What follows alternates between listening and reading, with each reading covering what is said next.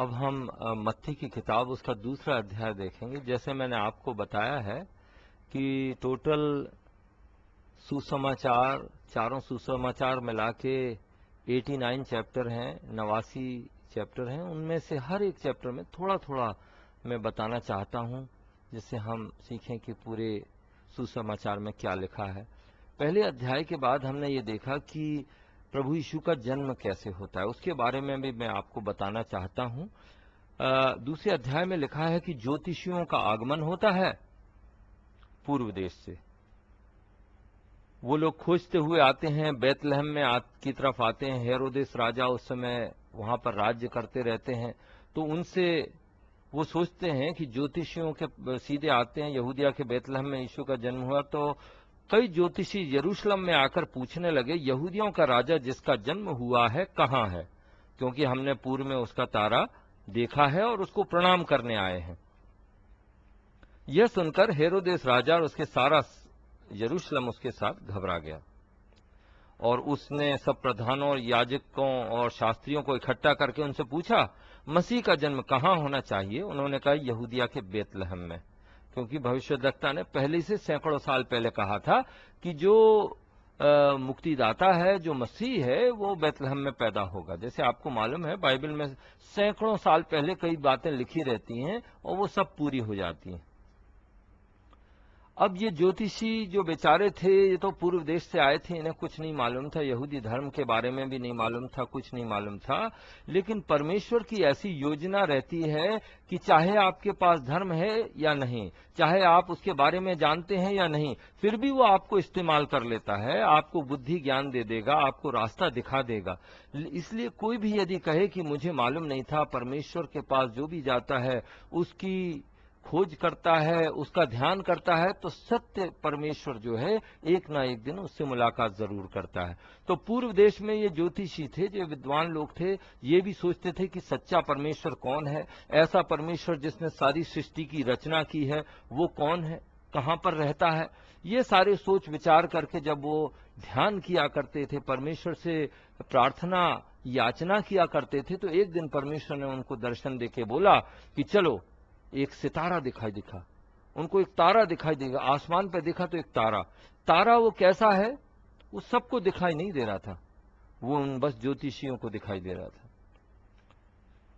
परमेश्वर हर व्यक्ति की खोज के मुताबिक अपने दर्शन उनको देता है। हम सब लोग नहीं देख सकते वो दर्शन, सारे को अनुभव नहीं होता है कई बार परमेश्वर का, क्योंकि सब लोग खोजी नहीं है। और वहां पर हम देखते हैं उन्हें दिखाई देता था, और शायद वो तारा ऐसा नहीं कि जैसा दूसरे तारे दिखाई देते हैं, वो कुछ नजदीक होगा, हो सकता बादलों से थोड़ी ऊपर हो, लेकिन इन्हें दिखाई दे रहा था वो एक ज्योति की तरह, एक मार्गदर्शक ज्योति की तरह। वो तारा जिसको बोलते हैं या सितारा है, वो उनको लेके आगे बढ़ता गया। और जब वो यरूशलेम में पहुंचे तो मनुष्य की बुद्धि काम करती, हमारी और आपकी क्या बुद्धि काम करती है, वो ये करती है कि जो इस शहर का सबसे धनी होगा, जो इस शहर का राजा होगा, यदि राजा को जन्म लेना है तो उसे राजा के घर में लेना पड़ेगा। इसीलिए वो लोग जाते हैं कहां पर, सीधे हेरोदेस राजा जो था उसके घर पहुंचते हैं। हेरोदेस वैसे खूंखार आदमी था, लोगों को मारता था, अत्याचार करने वाला, दुनियादारी में मशगूल, भौतिकवाद में घुला मिला आदमी, एक राजा था, क्रूर राजा था। उसके पास पहुंच जाते हैं, सोचता है यदि यहूदियों का राजा है, कोई महाराजा पैदा होना है तो वो इसी में होगा। ये बड़ी भूल कर लेते हैं, और हम और आप भी कर लेते हैं। जहां शक्ति दिखाई देती है हम सोचते हैं परमेश्वर की शक्ति है, जहां पर थोड़ा धन दौलत और पैसा दिखाई देता है हम सोचते हैं परमेश्वर का दान है। भाइयों बहनों, ऐसी बात नहीं है। प्रभु यीशु मसीह जो हैं वो परमेश्वर के पुत्र हैं, वो परमेश्वर के ज्ञान, परमेश्वर का जीवन लेकर इस संसार में आए हैं। वो किसी राजा के घर पैदा नहीं हुए। हेरोदेस राजा के घर पास जब वो गए तो उन्होंने कहा, राजा जी क्या यहाँ पैदा हुए हैं कोई महाराजा? तो ये सुनकर राजा और सारा यरूशलेम घबरा गया। घबरा क्यों गया? क्योंकि उनको अपनी गद्दी की दौड़ में ऐसा लगा कि कोई आने वाला है, अब उनका राज्य छिन जाएगा, अब क्या होगा, अब कोई और राजा आ रहा है। तो उन लोगों का डर पैदा हो गया, ये कौन सा राजा आ गया? प्रभु यीशु मसीह को वेलकम करने के लिए, स्वागत करने के लिए राजा नहीं उठे कुर्सी से, घबराहट के कारण उठ गए वो। उन्होंने कहा कहाँ पैदा हुआ, और उन्होंने सारे धर्मावलंबियों को बुलाया, धर्म के ज्ञाता विद्वान लोगों को बुलाया, बताइए, कहा कि बाइबल पढ़िए, उसमें बताइए सैकड़ों साल पहले क्या भविष्यवाणी हुई है।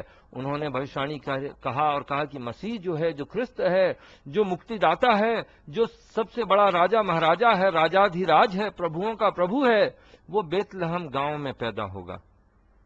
बेतलहम गांव छोटा सा गांव था। अब गांव की क्या कीमत होती है शहर के सामने। शहर के लोग सोचते हैं कि हम कुछ हैं, हम पढ़ लिख गए हैं, हमारे पास जमीन है, हमें बोलना आता है, हमें लिखना आता है, उठना बैठना आता है, हमें हम साफ सफाई है, हम कुछ हैं, सोच के बैठते हैं। गांव की कौन चिंता करता है। और प्रभु यीशु मसीह ऐसे गांव में आते हैं, बेतलहम के गांव में आते हैं, और वहां पर उनका जन्म होता है। तो बेतलहम में के बारे में पहले से सैकड़ों साल पहले एक भविष्यवाणी थी, कहा था, हे बेतलहम, तू जो यहूदा के प्रदेश में है, तू किसी भी रीति से यहूदा के अधिकारी में सबसे छोटा नहीं, क्योंकि तुझसे एक अधिपति निकलेगा जो मेरी प्रजा इस्राएल की रखवाली करेगा। तू सबसे छोटा नहीं है। किस बारे में? हाँ, संसार की दृष्टि में तो तू सबसे छोटा है। तुम्हारे गांव में बिजली नहीं है, पानी नहीं है, लोग गरीब हैं, कपड़े पहनने को नहीं है, खेती बाड़ी सही नहीं हो रही है, ये सारी सांसारिक चीजों की घटी है। लेकिन तुम्हारे बीच में एक अधिपति आएगा, सर्वशक्तिमान परमेश्वर अवतार बनकर मनुष्य रूप धारण करके तुम्हारे बीच में आएंगे। इस कारण तुम छोटे नहीं हो, इस कारण तुम्हारा जो स्तर है, तुम्हारा स्तर बहुत बड़ा हो गया है, बहुत ऊंचे हो गए हो तुम। और उसके बाद हम देखते हैं कि ज्योतिषी लोग पहुंच जाते हैं, बेतलहम में ढूंढते हुए जाते हैं। तब तारा जो था, सितारा था उनका मार्गदर्शन करने वाला, वो आगे जाकर रुक जाता है एक घर के ऊपर।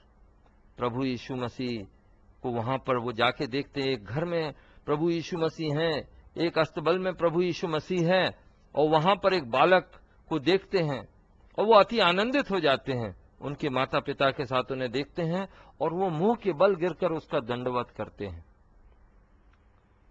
दंडवत करते हैं। उनके पास जो छोटा मोटा सोना मुर लोबान था, वो उसको दान देते हैं।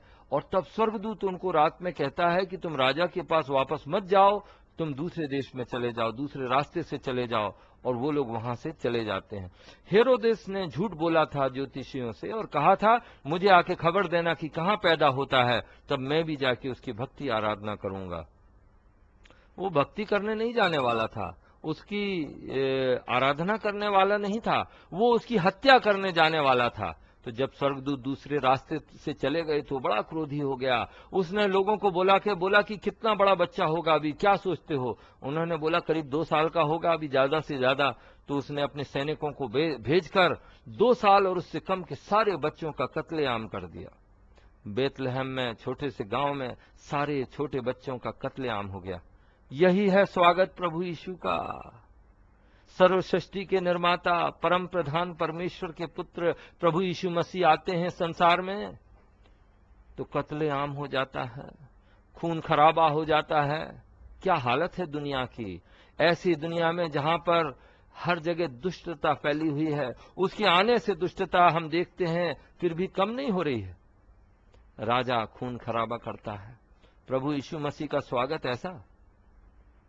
दोस्तों, प्रभु यीशु मसीह का स्वागत किसी ने नहीं किया।